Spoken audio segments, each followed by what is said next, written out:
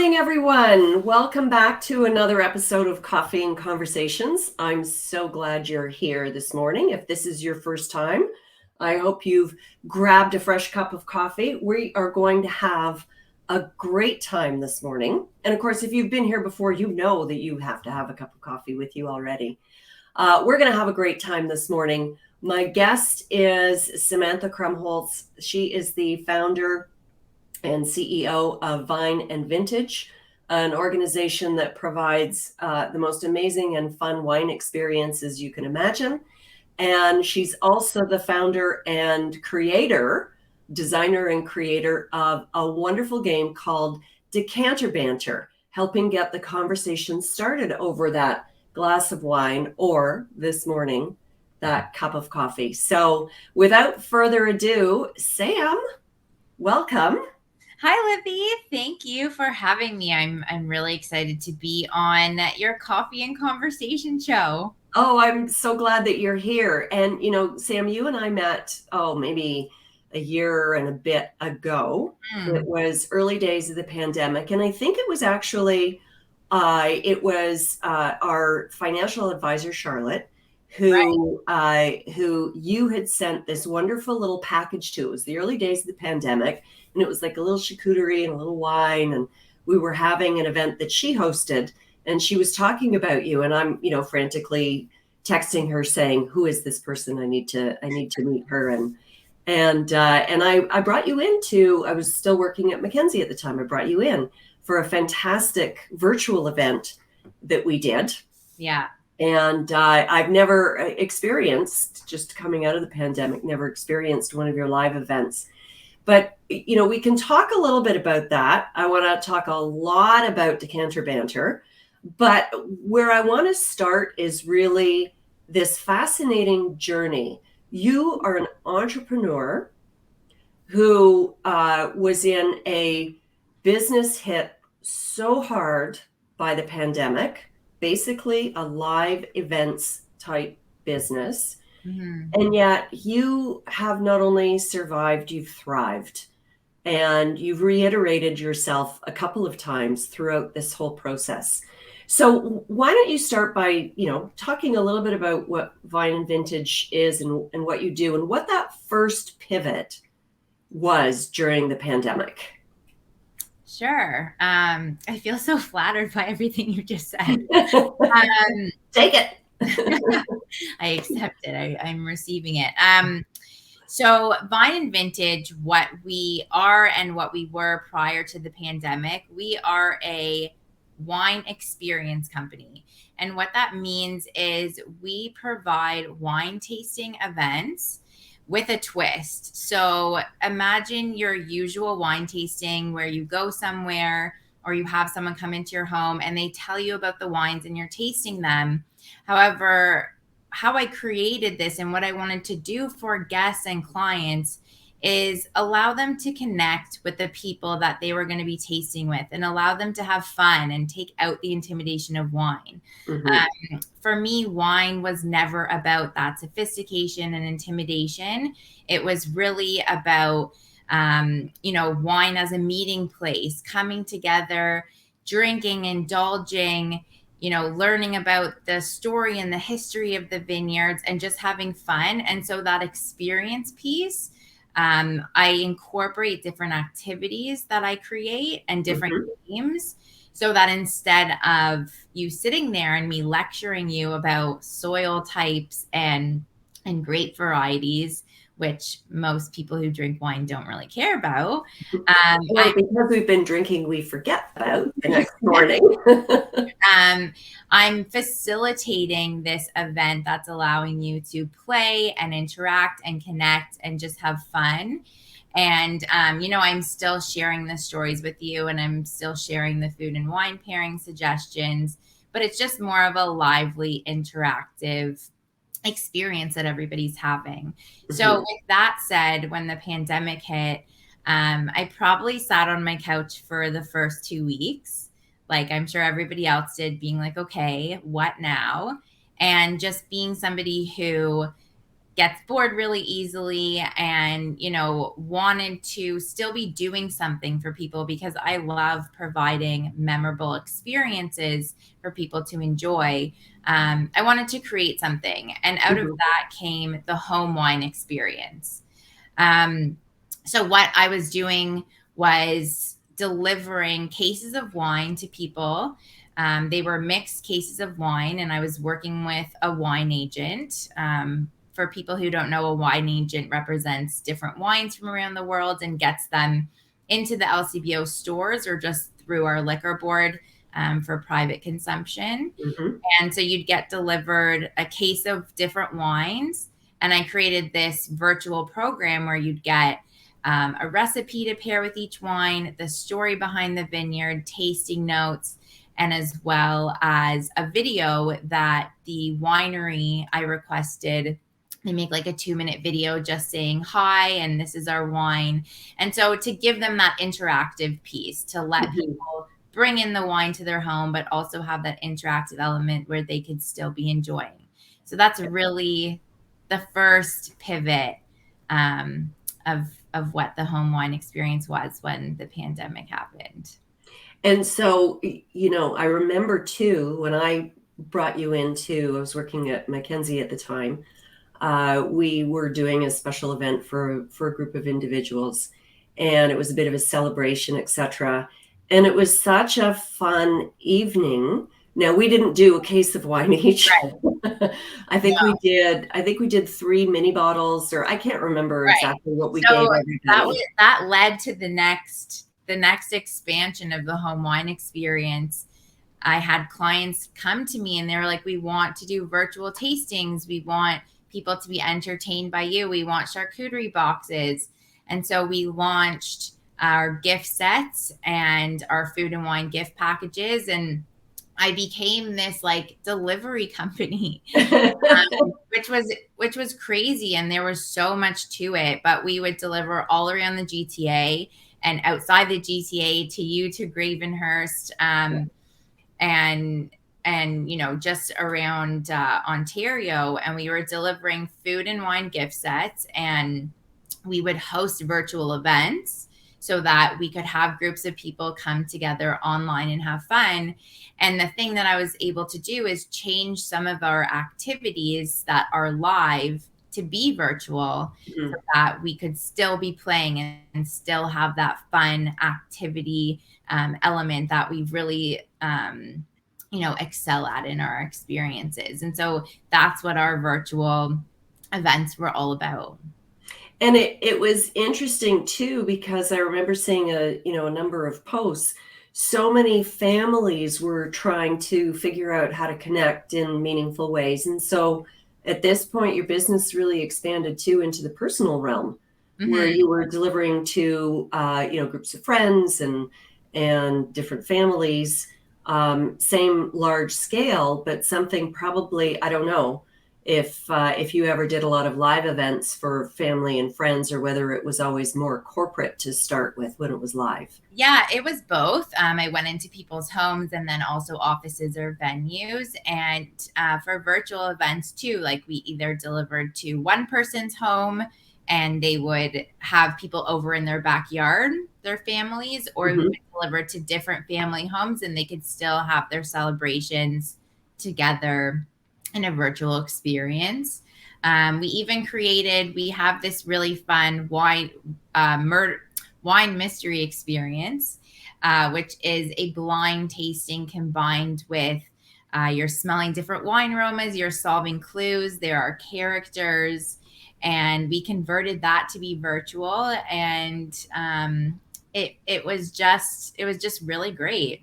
Yeah. It was really awesome to be able to provide excuse me, something really unique and something where people could still have a good time in the comfort of their own home, and sort of this luxury experience, and bring people together in this time of unknown and crisis.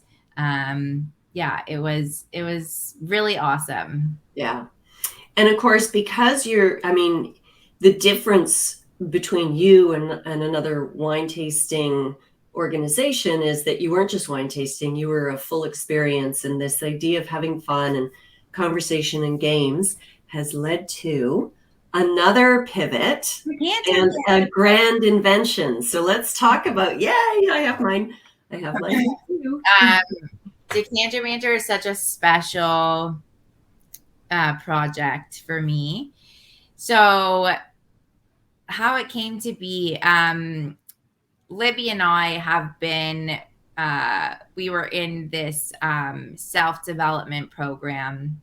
And so, how I grew my business and how I was in my business during the pandemic and being so positive and how I kept going was because I was in this program and because I was working on my goals every day and working on myself every day and waking up being like, okay, how am I going to get through this day? How am I going to do it? And it was really just being aware of who I can be and who I am and, just bigging up myself. And so Decanter Banter came to be, first of all, because I wanted to create a game that people could buy and take into their home with them during the pandemic, since I couldn't come into your home and play with you. Mm-hmm. So this game is a game that you play over a glass of wine that allows you to connect and have fun and chat. But this game is also unique because there are many conversation starter games out there. But the questions in Decanter Banter, they allow you to think bigger. They're thought-provoking. They allow you to go places that you don't normally go and be authentic and be vulnerable and goal set. And it comes from a place of, all of this self-development work that I do on myself. And I've met so many other women entrepreneurs through this program who came up with some of the questions as well. I met my designer, Danielle Lewis, who designed Decanter Banter through the program. And so just meeting all of these women who are big thinkers got me to be like, I want other people to be big thinkers. And what's better than having a game that is fun, that is thought-provoking, and that is great with a glass of wine. So that's really what Decanter Banter is. And so I just want to show, I'm not sure if you'll see this, Sam, but I want to show what Decanter Banter looks like. So, we've held up the boxes. Here's the game itself. And inside are all of these conversation starter cards. And I can tell you, so Curry and I love conversation starters. We've been married for 15 years. We've been together for 16 years. And Saturday and Sunday morning is when if it's not real estate deals going on, is when we relax over coffee and we will pick up a conversation game. And we've gone through a few, and we've gone through probably more than a few being married this long, but your questions are amazing. And it's funny because Curry will say, I learned things about you that I didn't know. And we've been married a long time. So it's, maybe not a long time, given whatever. We are still learning about each other. And so I just love it. You want to play a little? Yeah, I'm going to invite, so we have a few folks online now with us. And so I've got on my phone, I've got the chat open. And Curry has already commented, wine is a meeting place. Yeah. He loved that. So as Sam and I ask questions, and this is going to be, we decided yesterday that we were going to be random, right? Whoops. I just I hit the wrong button here. Hold on a second. And I just want to say, I love getting the feedback from people, but certain feedback has been like, we played for an hour and a half only using 3 cards, because you answer that question, then the conversation goes somewhere else, then it goes somewhere else. And then, you might think this game is only for women, but I hosted a live event for a family, And the dad, who was maybe in his 70s, he loved it the most because he took the deck, and the tasting turned into him asking his kids all of these questions and like loving it, because he's like, wow, I never knew that about you guys. So yeah, it was really special. Cool. All right. Well, okay. So, we're each frozen. Oh, now we're unfrozen. Okay. I think that was maybe, I think, our feed is good. I'll watch in the shadows over here to make sure. So do you want to go first, or shall I go first? I can go first. All right. Oh, I'm nervous. I picked a hard one. You picked a hard one. What do you wish more people noticed about you? Oh. What do you wish more people noticed about me? All right, put your answers in the chat while I think about this. It's a different question from like what people don't know about you. What do I want people to notice about me? Oh my gosh, sometimes, if I think about business in terms of marketing, just like plain notice. Because there's so much clutter out there. I think and maybe a lot of people who know me well do know this, but I can do many, many things. And all you have to do is ask. I would say if you were ever stuck on ideas, it doesn't matter what the topic is, ask me to brainstorm with you. Because sometimes I overwhelm myself. I can't stop thinking about ideas. So notice that I'm over here and ready to help with your ideas and where you're stuck. What about you, Sam? I love that. I knew that about you because you've said that to me before, like ask me anything and I'll help you. And that's so true about you. So yeah. And you are so good at brainstorming. So yeah, ask Libby for favors, everyone. Well, maybe not favors, but asking for help. All right. What about you, Sam? I did plan this because I knew I was going to be asked back. What I wish more people notice about me, that to check up on me. Like I come off as somebody who, I feel like I come off as someone who's really like put together and busy and has so much going on and everything looks great. Like I always have people coming to me and being like, oh my God, your Instagram looks so great. You have so much going on, blah, blah, blah. But I wish more people would check in. I like when people check in with me. I know that you're not alone in that. And it's funny, just sometimes I have to turn Instagram off 100%. Mm-hmm. I have to unfollow or mute certain people because as much as we both know from the work that we've done together, and the focus of my business is that you don't let that other stuff seep in. Yeah.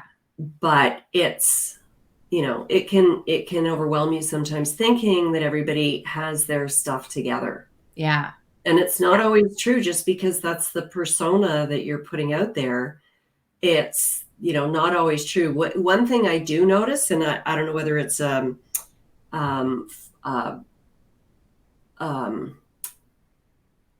like an algorithm thing, but I will check in when I notice somebody who's often very active and all of a sudden they're not. Right. Maybe they're on holiday, maybe it's been a choice, but maybe something is also going on. Yeah. That they've just kind of disappeared for a bit. So yeah, Curry wishes that more people knew that he drives a 1950 Fargo truck. Cool. Well, now everybody on Instagram will know that Curry drives a 1950 Fargo truck. Cool. And it's really funny because he got it last year, and I'm there with my phone ready to go. Okay, here we are for the first, trip, blah, blah, blah. Yeah.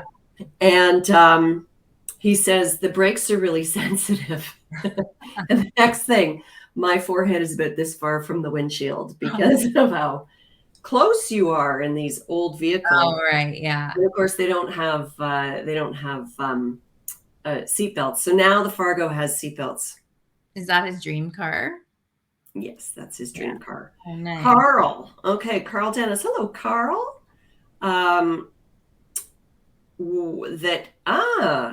That you want people to know that you want to know more about your interests. Info dump me. Okay, Carl Dennis. Expect a long text from me later. I'm going to tell you about all the things that interest me because you want to know.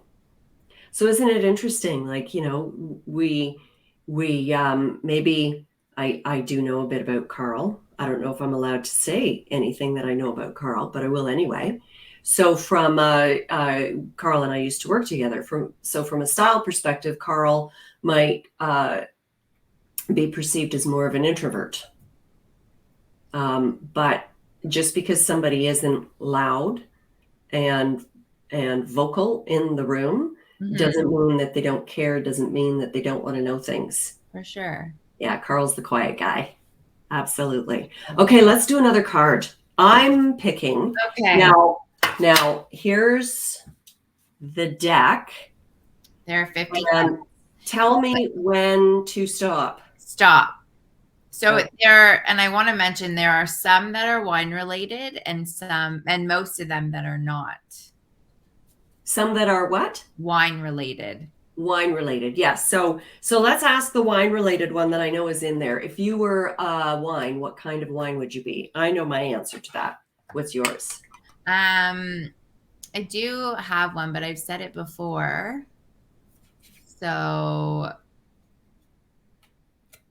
okay, I'll just say the same one. I said that I'd be a sparkling wine because when I'm like by myself and contained, I'm quiet and I keep all of my I don't know, juices and creativity to myself.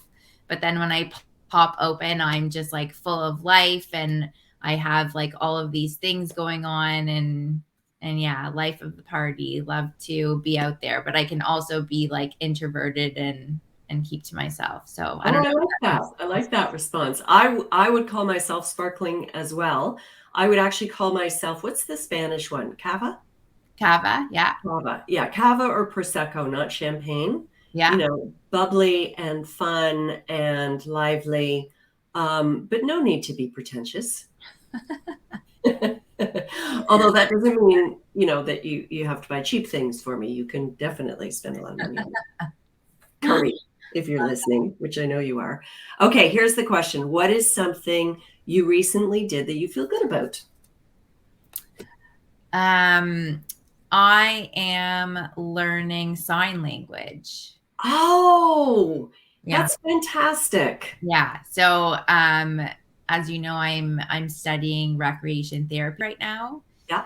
And I want to work with kids and kids who have developmental disabilities and cognitive disabilities. So, and I volunteer at this place called Variety Village. Mm-hmm. And some of the kids there who have autism, or I work with 2 boys who have Fragile X, they're nonverbal and they sign.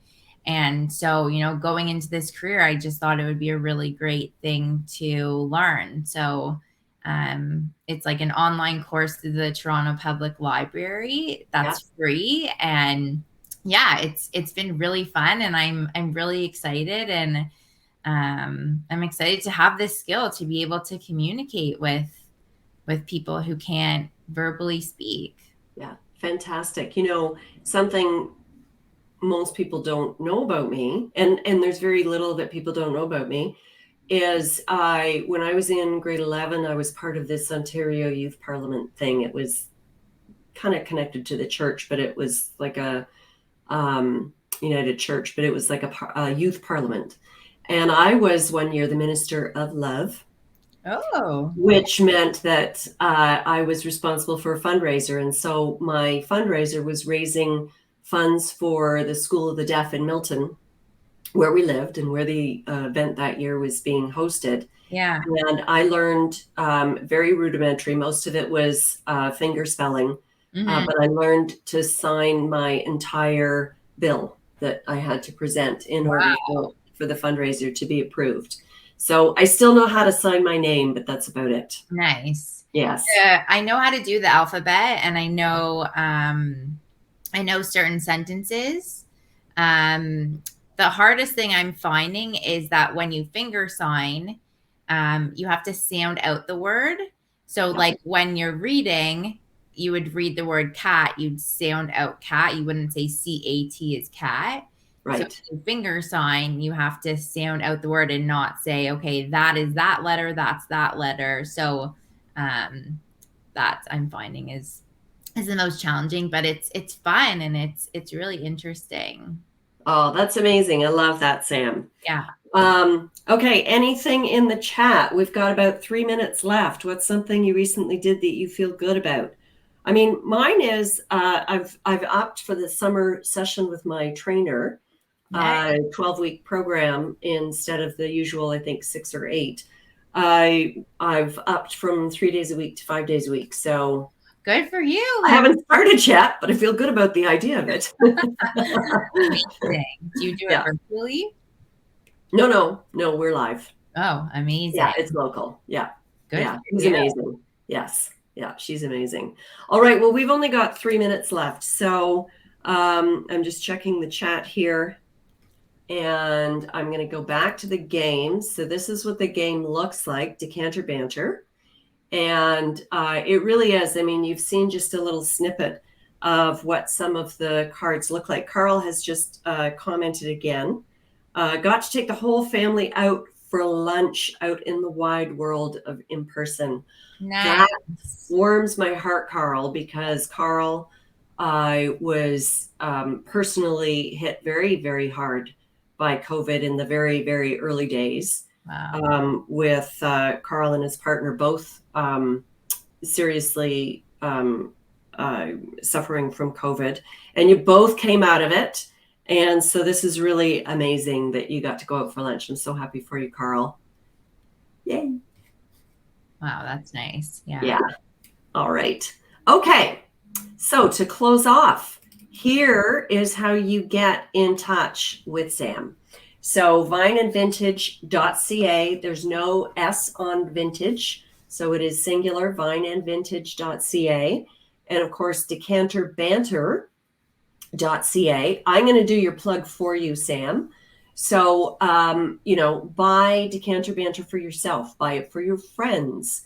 If you are an organization and you're looking at giving some, tokens of reward and recognition to your teams, or have some kind of event coming up, buy a set of Decanter Banter for everybody. It's $19.99.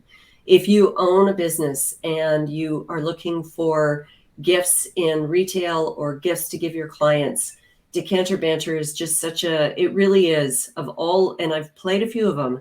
It's a great, great game. So go to Decanter Banter, or through either of those websites, you can also find Samantha's contact information. So do that. And it's a great icebreaker activity. So for all our live conferences, in-person conferences, events, networking events, it's great for ice breaking. And then you have something that each person takes home as well. Yeah. Fantastic. And I don't usually do this, but, Samantha is a product of having a fantastic mindset, right? You are doing what you're doing because of how you are able to pivot and able to see opportunity versus obstacle. And so that is the work that I do. So of course, my contact information is there as well. I usually don't give myself a plug on these, but Couldn't help it this time. So everybody, thank you so much. Next time, BJ Fogg, oh my God, Tiny Habits. He is the real deal on habit formation, starting a habit, stopping a habit, creating habits for yourself and for your entire team. So please, please join us for that. More details will come out very shortly for that event on June 15th. So until then, thank you, Samantha, so much for being here. It was a ton of fun. It was such a pleasure. And to everybody who was here, thank you so much for attending. I hope you had a little bit of fun. Maybe you wrote down some of those questions to chat with your friends and family with. But go buy Decanter Banter. Do it right now. And we will see you all soon. Thanks, everybody. Bye. Bye.